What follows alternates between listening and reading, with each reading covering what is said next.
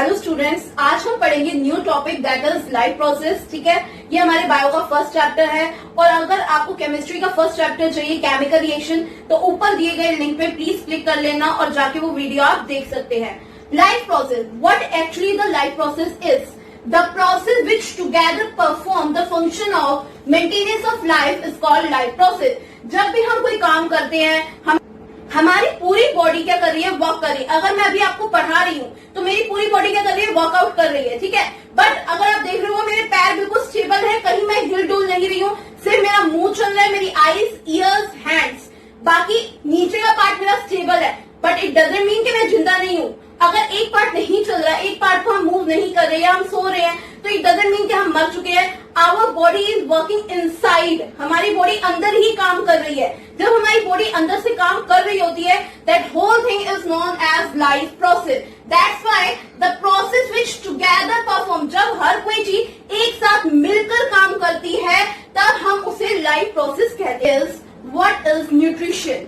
Nutrition actually में होता क्या है? जब हम कोई खाना खाते हैं हमें हर चीज का न्यूट्रिशन कहते हैं हमारी बॉडी के अंदर जाता है। मतलब उसके अंदर कार्बोहाइड्रेट भी होता है, फैट भी होता है, विटामिन मिनरल, जितनी सब चीजें उस खाने के अंदर होती है, that thing is known as nutrition. Means the process of acquiring food that is needed for the nourishment and the sustenance of organism is called nutrition. जो भी खाना हम खाते हैं, जो हमारी बॉडी को रिक्वायर्ड होता है, उससे हमें क्या मिलती है, एनर्जी मिलती है, जिसकी वजह से हम सस्टेन कर पाते हैं, मतलब हम जिंदगी जी पा रहे हैं। अगर मैं बोल पा रही हूँ बिकॉज ऑफ द न्यूट्रिशन जो मैंने खाना खाया है। ठीक है, what is the need of nutrition? Nutrition की हमारी डेली लाइफ में रिक्वायरमेंट क्या है? मैंने जैसे अभी बताया, मैं खड़ी हूँ, मैं बोल पा रही हूँ because of the nutrition which I have taken inside my body. Okay, the nutrition is needed to provide energy for doing activities and provide essential nutrients for the life process। जो हमारी बॉडी के अंदर काम चल रहा है, जो हम खाते पीते हैं,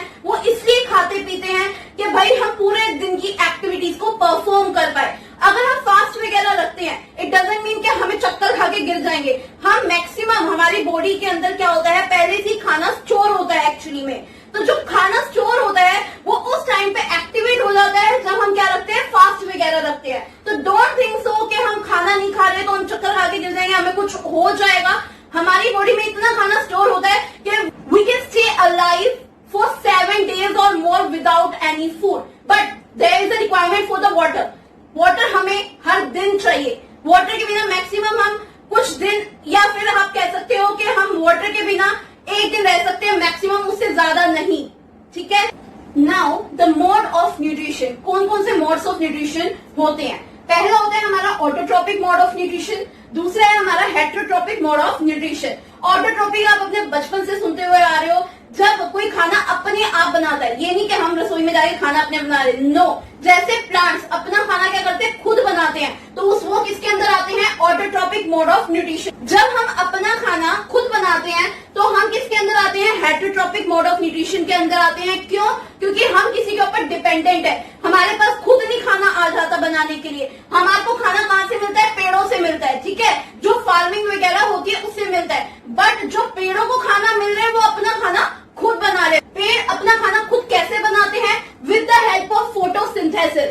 what actually the photosynthesis is, जब आपकी इन्वायरमेंट में CO2, वाटर, सनलाइट, क्लोरोफिल, ये सब चीजें प्रेजेंट होती है, इन सब चीजों को मिलाकर अपना पेड़ खुद खाना बना लेता है। और उसका खाना क्या होता है, glucose, that is sugar, C6H12O6। ठीक है, और साथ में वो क्या रिलीज करता है, ऑक्सीजन, जो हमारे लिए रिक्वायरमेंट होती है। ठीक है, मतलब पेड़ अपना खाना कैसे बना रहा है, CO2, वाटर, क्लोरोफिल और सनलाइट की मदद से।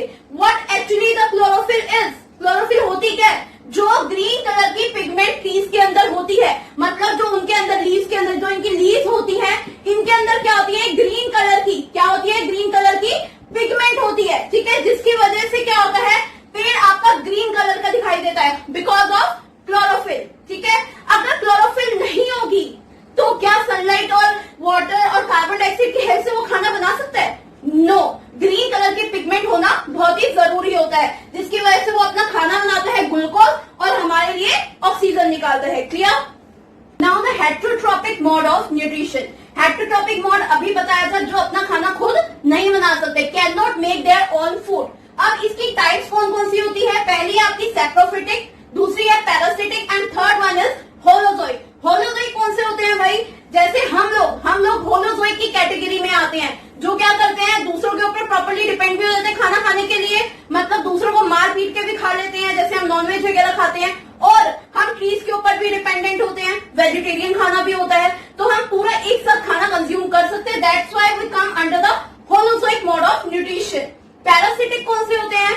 जो किसी के ऊपर डिपेंडेंट हो जाते हैं, जैसे पेड़ों के साथ आपने देखा हो कभी कभार अलग से एक और पेड़ साइड में निकल आता है जिसे हम वीट कहते हैं, ठीक है। वो क्या करते हैं, जैसे ही पेड़ अपना खाना खुद बनाते हैं, ठीक है, सनलाइट, वाटर, इन सब की हेल्प के साथ, तो वो उसका खाना खुद अपने अंदर लेना शुरू कर देते हैं। That are parasitic mode of nutrition. अब आपका आता है saprophytic mode of nutrition. Saprophytic mode of nutrition क्या होता है? जो डिकेइंग ऑर्गेनिज्म के ऊपर अपना खाना ढूंढता है, मतलब मरे हुए जानवरों के ऊपर अपने आप को डिपेंड कर लेता है, ठीक है, और उसी से अपना खाना लेता है। That come under the saprophytic mode of nutrition. Now types of holozoic nutrition. अभी हम पढ़ के आए थे होलोजोइक न्यूट्रिशन के बारे में कि होलोजोइक न्यूट्रिशन होता क्या है। अब होलोजोइक न्यूट्रिशन के क्या क्या टाइप्स है? पहला टाइप है आपका हर्बीवोरस, दूसरा कार्निवोरस एंड थर्ड इज ऑमनिवोरस, ठीक है। हर्बीवोरस कौन से होते हैं? जो organism that feed on the plants, जो प्लांट्स के ऊपर डिपेंडेंट होते हैं अपने खाने के लिए, ठीक है, सिर्फ और सिर्फ प्लांट्स के ऊपर, और वो सिर्फ प्लांट से रिलेटेड ही खाना खाते हैं। एग्जाम्पल ज़ेब्रा, ठीक है। और दूसरा आता है आपका कार्निवोरस। कार्निवोरस कौन से होते हैं? जो क्या करते हैं, सिर्फ और सिर्फ अदर ऑर्गेनिजम्स के ऊपर डिपेंडेंट रहते हैं अपने खाने के लिए, ठीक है। एग्जाम्पल इज टाइगर, लायन, ठीक है।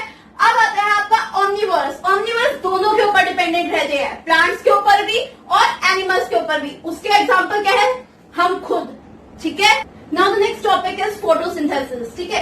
The process by which green plants make their own food, that is known as photosynthesis। और उन्हें फोटोसिंथेसिस करने के लिए किन किन चीजों की रिक्वायरमेंट होती है? Carbon dioxide, sunlight, water and chlorophyll, ठीक है। कार्बन डाइऑक्साइड हमारे इन्वायरमेंट में मिल जाती है, वाटर उनको रूट्स के हेल्प से मिल जाता है, सनलाइट भगवान दे देता है, और क्लोरोफिल उन्हें कहां से मिलती है? That is a green colour pigment जो प्लांट्स के अंदर होती है, जिसकी वजह से आपके प्लांट्स जो होते हैं वो ग्रीन कलर में। और ये क्लोरोफिल होती कहां पे है? क्लोरोप्लास्ट के अंदर होती है, ठीक है। और आपका खाना फोटोसिंथेसिस बनाती कैसे है?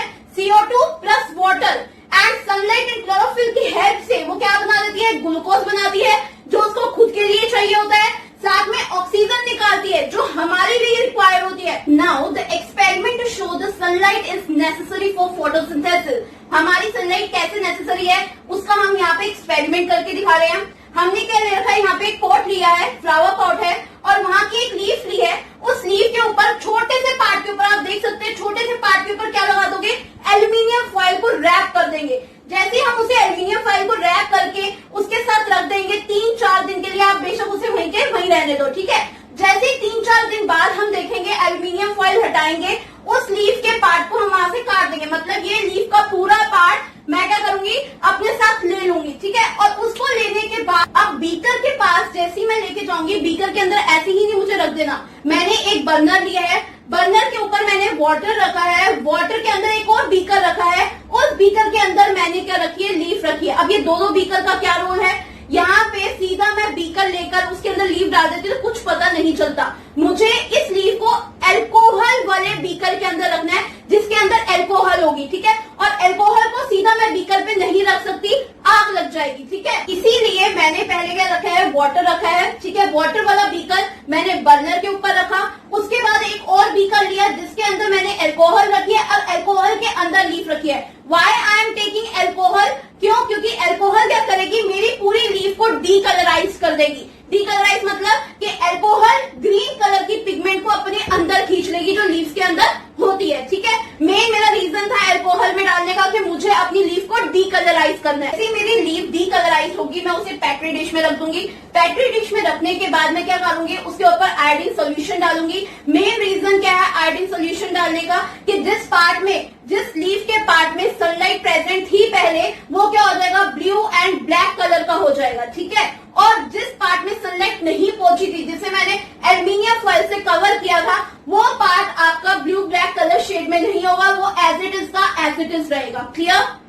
Now the next experiment is experiment show CO2 is necessary for photosynthesis. So हमने क्या लिया, सेम प्रोसेस हमने क्या लिया है, एक हमने पॉट लिया है, ठीक है। उस पॉट की एक लीफ को मैंने ऐसे कंटेनर के अंदर बंद कर देना है जो वैक्यूम हो, जिसके अंदर कहीं से भी एयर पास ना हो पाए, मतलब उसके अंदर बिल्कुल भी CO2 ना हो। हम क्या करेंगे, उसे थोड़े दिन के लिए वहीं का वहीं एज इट इज रखेंगे। फिर उसके बाद सेम प्रोसेस हम क्या करेंगे, लीफ को वहां से निकाल के किसके अंदर डाल देंगे, अपने अल्कोहल वाले बीकर के अंदर डाल देंगे। अल्कोहल वाले बीकर के अंदर क्यों डाल रहे हैं, अल्कोहल क्या करती है, हर लीफ को डीकलराइज करने में हेल्प करवाती है, मतलब उसके अंदर की ग्रीन पिगमेंट को अपने अंदर खींच लेगी। और बीकर के अंदर हमने वाटर वाले बीकर के अंदर डायरेक्टली क्यों नहीं रखा, क्योंकि अगर मैं अल्कोहल को डायरेक्टली बर्नर के ऊपर रख देती तो क्या होता है, ये ब्लास्ट कर जाता, ठीक है। अब जैसे ही मेरी लीफ क्या होगी, डीकलराइज होगी, सेम मैं पेट्री डिश में रखूंगी। पेट्री डिश में रखने के बाद मैं उसके ऊपर आयोडीन सॉल्यूशन डालूंगी। जिस अलग पार्ट के अंदर आपकी CO2 प्रेजेंट थी वो पार्ट क्या होगा, आपका ब्लू एंड ब्लैक कलर में चेंज हो जाएगा, और जिस वाले पार्ट के अंदर आपकी CO2 नहीं पहुंच पाई थी वो आपका डीकलराइज फॉर्म में ही रहेगा। अगर आपको मेरी वीडियो पसंद आई हो, please like, share and subscribe, और मेरी इससे रिलेटेड नेक्स्ट वीडियो देखने के लिए आप मुझे सब्सक्राइब जरूर करिएगा, ठीक है।